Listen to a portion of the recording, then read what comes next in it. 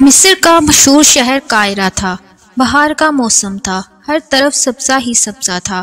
ایک لڑکی گھوڑے پر سوار تھی اور زور زور سے چیخ رہی تھی اور کچھ فریاد کر رہی تھی، اور اس کے پاس ہزاروں کی تعداد میں مرد و خواتین اپنی اپنی سواریوں پر موجود تھے۔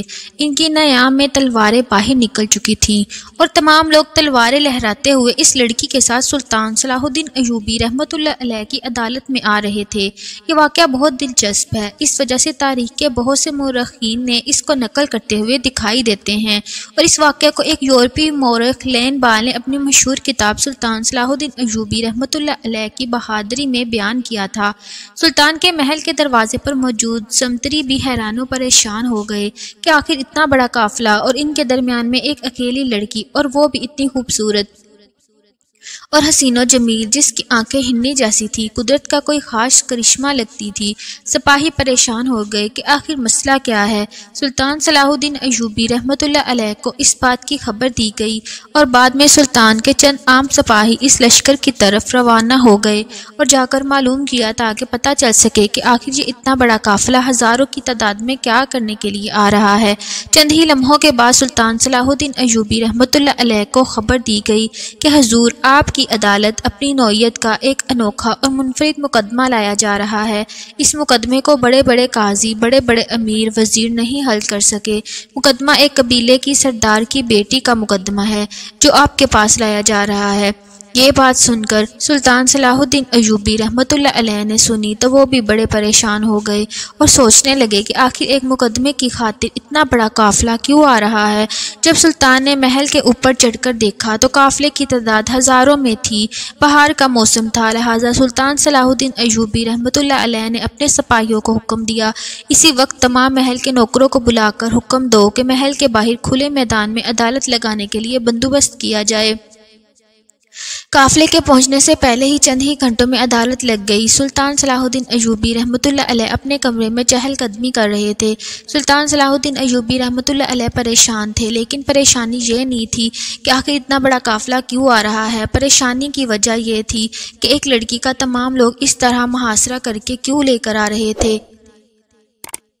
یہ بات سلطان کے لیے پریشانی کی وجہ تھی۔ سلطان صلاح الدین ایوبی رحمۃ اللہ علیہ ابھی کمرے میں چہل قدمی کر رہے تھے کہ سلطان کو سپاہی نے آ کر خبر دی، حضور، تمام لوگ عدالت میں پہنچ چکے ہیں اور سردار کی بیٹی کو بھی کٹہرے میں کھڑا کر دیا گیا ہے، لہٰذا لوگ آپ کا انتظار کر رہے ہیں۔ جب سلطان کے وزیروں نے خبر سنی کہ سلطان صلاح الدین ایوبی رحمۃ اللہ علیہ نے باہر کھلی عدالت لگانے کا فیصلہ کیا ہے تو تمام وزیر اور مصیب حتیٰ کہ سلطان کے تمام کمانڈر بھی آپ کے احترام میں سلطان صلاح الدین ایوبی رحمۃ اللہ علیہ کی عدالت میں پہلے پہنچ چکے تھے۔ جب سلطان صلاح الدین ایوبی رحمۃ اللہ علیہ کھلے میدان میں پہنچے تو سلطان کے لیے ایک خاص نشست بنائی گئی تھی۔ سلطان اس پر تشریف فرما ہوئے۔ سلطان نے ہر طرف نظر دوڑائی تو ہر طرف لوگوں کی بڑی تعداد تھی۔ ایک طرف عورتیں تھیں تو دوسری طرف مرد تھے۔ تمام مرد و خواتین کے ہاتھوں میں تلواریں، اور وہ بھی نیام سے نکلی ہوئی تھیں۔ ایک بزرگ بوڑھا جس کے ہاتھ میں تلوار تھی، لیکن اسی تلوار کے سہارے وہ زمین پر گھٹنوں کے بل بیٹھا ہوا تھا، اور ایک نوجوان لڑکی کٹہرے میں کھڑی رو رہی تھی۔ سلطان صلاح الدین ایوبی رحمۃ اللہ علیہ بڑا پریشان ہوئے کہ آخر ایسا کون سا مقدمہ ہے جس کی وجہ سے اتنی بڑی تعداد میں لوگ میری عدالت میں حاضر ہوئے ہیں۔ اس وقت کے مورخین لکھتے ہیں کہ دنیا کی تاریخ میں اتنی تعداد میں کبھی بھی کسی کی عدالت میں اتنے لوگ جمع نہیں ہوئے تھے جتنا اس دن سلطان صلاح الدین ایوبی رحمۃ اللہ علیہ کی عدالت میں اس لڑکی کے مقدمے کے لیے حاضر ہوئے تھے۔ سلطان صلاح الدین ایوبی رحمۃ اللہ علیہ نے اس بزرگ بوڑھے سردار سے پوچھا، بابا جی بتاؤ آخر بات کیا ہے، آخر اتنا بڑا قافلہ اس عدالت میں کیوں حاضر ہوا، اور آخر اس لڑکی نے کون سا اتنا بڑا جرم کر لیا ہے۔ اتنے میں قبیلے کا سردار تلوار کے سہارے زمین پر گھٹنوں کے بل بیٹھا ہوا تھا، بڑی مشکل سے دو آدمیوں کے سہارے سے اپنی ٹانگوں پر کھڑا ہوا اور سلطان صلاح الدین ایوبی رحمۃ اللہ علیہ کے سامنے رو رو کر بتانے لگا۔ سلطان معظم، میں برسا قلعہ کا سردار ہوں۔ ہمارا قلعہ ہزاروں خیموں پر مشتمل ہے اور تمام قبیلے کے لوگ جانتے ہیں کہ میں کس کردار کا مالک ہوں، لہٰذا میں اپنے منہ سے اپنا تعارف نہیں کرا سکتا۔ اور دوسری بات یہ کہ میری 2 شادیوں کے باوجود اللہ تعالیٰ نے مجھے صرف ایک بیٹی سے نوازا۔ میں نے پھر بھی اللہ تعالیٰ کا ہر وقت شکر ادا کیا اور اپنی بیٹی کو ہی اپنا سب کچھ سمجھتا تھا۔ میں نے اپنی بیٹی کی وہ تربیت کر رکھی تھی کہ میری بیٹی کسی بیٹے سے کم بھی نہیں تھی اور میری بیٹی کسی سلطان کی بیٹی سے بھی کم نہیں تھی۔ میری بیٹی ایک اچھی جنگجو، ایک حاضر دماغ اور باکردار لڑکی تھی اور میں اپنی بیٹی پر بہت فخر کرتا تھا۔ سلطان صلاح الدین ایوبی رحمۃ اللہ علیہ اس بوڑھے بزرگ کی طرف متوجہ ہوئے تھے۔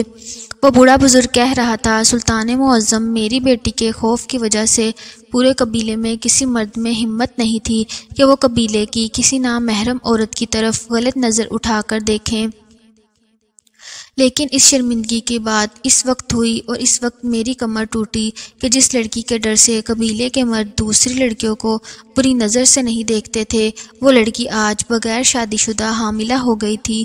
جب سے بات بزرگ نے کہی تو اس لڑکی کی آنکھوں سے خون جیسے آنسو آنے لگے اور اس وقت عدالت میں اس طرح سناٹا چھایا جیسے بادل گرجنے کے بعد آسمان پر سناٹا چھا جاتا ہے۔ قافلے میں موجود اکثر لوگوں کے چہرے پر اداسی نمایاں تھی۔ سلطان صلاح الدین ایوبی رحمۃ اللہ علیہ سارے معاملے کو بغور سن رہے تھے۔ پھر وہ بزرگ کہنے لگا، سلطان معظم، جب اس بات کی خبر مجھے لگی کہ میری بیٹی بغیر شادی شدہ ہونے کے بھی حاملہ ہو چکی ہے اور اس کے پیٹ میں ایک ناجائز بچہ پرورش پا رہا ہے اور وہی بچہ کل کو قبیلے کا سردار بنے گا، لہٰذا جب مجھے یہ بات پتہ چلی تو میں نے اسی وقت فیصلہ کر لیا کہ اس بچے کے اس دنیا سے آنے سے پہلے ہی میں اپنی بیٹی کا گلا کاٹ دوں گا۔ لہٰذا میں نے اپنے جرگے میں فیصلہ کیا کہ اپنی بیٹی کو میں تمام قبیلے والوں کے سامنے ہی اس کا سر قلم کر دوں گا تاکہ مجھے ساری زندگی یہ ذلت نہ اٹھانی پڑے۔ اور جب پھر میری بیٹی کی سزا کا وقت ہوا تو اس وقت ہمارے قبیلے کے ایک چھوٹے سردار نے مجھے مشورہ دیا کہ حضور، بے شک آپ کے پاس اختیار ہے، آپ اس بات کی طاقت بھی رکھتے ہیں کہ آپ قبیلے کے ہر چھوٹے بڑے بزرگ مرد و خواتین پر آپ کا اختیار ہے اور آپ جس کو چاہیں جو بھی سزا دینا چاہیں دے سکتے ہیں، لیکن ہمیں یہ بات نہیں بھولنی چاہیے کہ ہم نے کیسے سلطان کی سرزمین پر رہتے ہیں جس کا مقصد ساری زندگی اس دھرتی پر انصاف قائم کرنا ہے، اور انصاف بھی ویسا جو کہ عین اسلامی اصولوں کے مطابق ہے، جو قرآن و حدیث سے نمایاں ہے۔ لہٰذا اگر ہم نے بغیر مجرم کو تلاش کیے اور بغیر اس معاملے کی تحقیق کیے آپ نے اپنی بیٹی کو سزا دے دی تو اس طرح نہ ظلم رکے گا اور نہ ہی انصاف قائم ہوگا، حتیٰ کہ لوگوں کے دلوں میں مزید خوف اور نفرت پیدا ہو جائے گی۔ لہٰذا ہمیں اس مقدمے کو لے کر سلطان صلاح الدین ایوبی رحمۃ اللہ علیہ کی عدالت میں جانا چاہیے۔ سلطان معظم جو بھی فیصلہ کریں گے وہ تمام قبیلے والوں کو منظور ہوگا، اور اس لیے میں بیٹی کو اپنے ساتھ لایا ہوں اور تمام قبیلے والوں کے ساتھ سوائے چند خواتین کے جن کے چھوٹے چھوٹے بچے تھے ان کو لے کر آپ کی عدالت میں حاضر ہو گیا ہوں، اور میں چاہتا ہوں کہ اس مقدمے کا تمام لوگوں کے سامنے ہو فیصلہ کہ یہ لوگ اس مقدمے کے فیصلے سے عبرت حاصل کر سکیں، اور یہ بات تاریخ میں لکھی جائے گی کہ ہزاروں خیموں پر مشتمل قبیلے کے سردار نے اپنی اکلوتی بیٹی کو کسی نامحرم کے ساتھ زنا کرنے پر اپنے ہاتھوں سے اس کا گلا کاٹا تھا۔ لہٰذا اس فیصلے کے بعد کسی میں ایسا کام کرنے کے بارے میں کبھی کسی کی ضرورت نہ ہوگی۔ سلطان صلاح الدین ایوبی رحمۃ اللہ علیہ یہ سب سننے کے بعد بڑا حیران و پریشان ہو گیا کہ آخر ایک لڑکی اتنے بڑے قبیلے کے سردار کی بیٹی ہونے کے بعد، اتنی بہادر سپاہی ہونے کے بعد بھی آخر اتنا بڑا قدم کیسے اٹھا سکتی ہے، آخر اس لڑکی سے اتنا بڑا گناہ کیسے سرزد ہوا، اور سب سے بڑی اور حیران کن بات یہ کہ یہ لڑکی یعنی کہ میری بیٹی اپنا گناہ ماننے سے انکار کر رہی ہے اور خدا کی قسم اٹھا کر کہتی ہے کہ مجھے اگر روضہ رسول پر بھی لے جایا جائے تو وہاں پر بھی میں یہی کہوں گی کہ میں نے کبھی کسی لڑکی کے ساتھ، کسی مرد کے ساتھ کوئی بدکاری نہیں کی۔ سارے حالات و واقعات مد نظر رکھتے ہوئے سلطان صلاح الدین ایوبی رحمۃ اللہ علیہ نے حکم دیا کہ صحیح حکیم کو حاضر کرو اور اس کو کہو کہ اپنے ساتھ ایک خاتون حکیم بھی لے کر آؤ۔ سلطان کے حکم پر شاہی حکیم ایک خاتون حکیم کو لے کر سلطان کے پاس حاضر ہوا۔ سلطان صلاح الدین ایوبی رحمۃ اللہ علیہ نے خاتون حکیم کو اپنے پاس بلایا اور کہا، سردار کی بیٹی کو ایک کمرے میں لے جاؤ اور جا کر معائنہ کرو اور اس کے بعد مجھے آ کر خبر دو۔ خاتون حکیم نے بزرگ کی بیٹی کو اپنے ساتھ لیا اور ساتھ والے کمرے میں چلی گئی۔ آدھے گھنٹے کے بعد جب وہ کمرے کے باہر نکلی تو آ کر سلطان صلاح الدین ایوبی رحمۃ اللہ علیہ کو خبر دی، جس خبر نے سلطان صلاح الدین ایوبی رحمۃ اللہ علیہ کے رونگٹے کھڑے کر دیے۔ اس نے سلطان صلاح الدین ایوبی رحمۃ اللہ علیہ کو کہا کہ سلطان معظم حکیم صاحب کے دیے گئے تجربے اور میری اپنی عقل مندی سے مجھے یہی پتہ چلا کہ یہ لڑکی حاملہ ہے، اس کے رحم میں ایک بچہ پرورش پا رہا ہے، لیکن حیرانی کی بات یہ ہے کہ یہ لڑکی ابھی تک پاک دامن ہے اور اس کا پردہ بکارت زائل نہیں ہوا، اور اس بات کی سمجھ مجھے نہیں آ رہی کہ جس سے لڑکی کا پردہ بکارت زائل نہ ہو وہ حاملہ کیسے ہو سکتی ہے۔ جب سلطان صلاح الدین ایوبی رحمۃ اللہ علیہ نے یہ ساری بات سنی تو بڑا حیران و پریشان ہو گئے، یہ سب کیا عجیب صورتحال ہو چکی ہے۔ لہذا پریشانی کے عالم میں سلطان صلاح الدین ایوبی رحمۃ اللہ علیہ سوچنے لگا اور اتنی گہری سوچ میں پڑ گیا کہ تمام لوگ آپ کو حیرانی سے دیکھ رہے تھے۔ سلطان صلاح الدین ایوبی رحمۃ اللہ علیہ تمام درباریوں سے مخاطب ہوا اور کہا، میں 2 نفل نماز ادا کر کے بعد ہی اس مقدمے کا فیصلہ کروں گی۔ تمام لوگ سلطان اس مقدمے کا فیصلہ کروں گا۔ تمام لوگ سلطان صلاح الدین ایوبی رحمۃ اللہ علیہ کا انتظار کرنے لگے۔ سلطان صلاح الدین ایوبی رحمۃ اللہ علیہ نے 2 نفل نماز ادا کی اور اس کے بعد مصلی پر دعا مانگنے لگے اور فرمایا، اے میرے مالک، تو نے مجھے کس امتحان میں ڈال دیا؟ مجھے اس بات کی سمجھ نہیں آ رہی کہ قبیلے کے سردار کی بیٹی پاک دامن اور باکردار ہونے کے بعد بھی حاملہ کیسے ہو سکتی ہے؟ اے میرے مالک، میری رہنمائی فرما۔ اس کے بعد سلطان صلاح الدین ایوبی رحمۃ اللہ علیہ دعا مانگ کر واپس عدالت میں تشریف لے آئے۔ سلطان صلاح الدین ایوبی رحمۃ اللہ علیہ اپنی نشست پر پریشانی کی حالت میں تشریف فرما تھے، کیونکہ یہ مسئلہ بہت بڑا تھا۔ ایک عورت کے پیٹ میں ایک بچہ پرورش پا رہا تھا، لیکن اس عورت کا کردار بالکل پاک صاف تھا، اس عورت کو کسی نے چھوا تک نہیں تھا۔ یہ بات سلطان حتیٰ کہ کسی کی بھی سمجھ میں نہیں آ رہی تھی۔ تھوڑی دیر سوچنے کے بعد سلطان صلاح الدین ایوبی رحمۃ اللہ علیہ کے دماغ میں حضرت علی رضی اللہ تعالیٰ عنہ کے دور کا ایک واقعہ یاد آیا، اور اس واقعے کی مماثلت اس لڑکی کے واقعے سے بہت زیادہ تھی۔ لہذا سلطان صلاح الدین ایوبی رحمۃ اللہ علیہ نے حکم دیا کہ ابھی اور اسی وقت بڑا سا ایک برف کا ٹکڑا لے کر حاضر کیا جائے۔ سلطان کا حکم تھا۔ سلطان کے سپاہی بڑا سا برف کا ٹکڑا لے کر آ گئے۔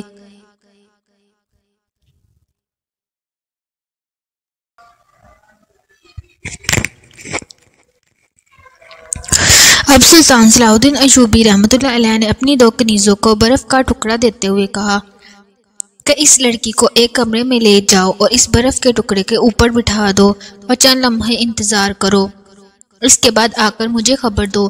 تمام لوگ بڑے حیران و پریشان تھے کہ آخر سلطان صلاح الدین ایوبی رحمۃ اللہ علیہ کیا کرنے والے ہیں۔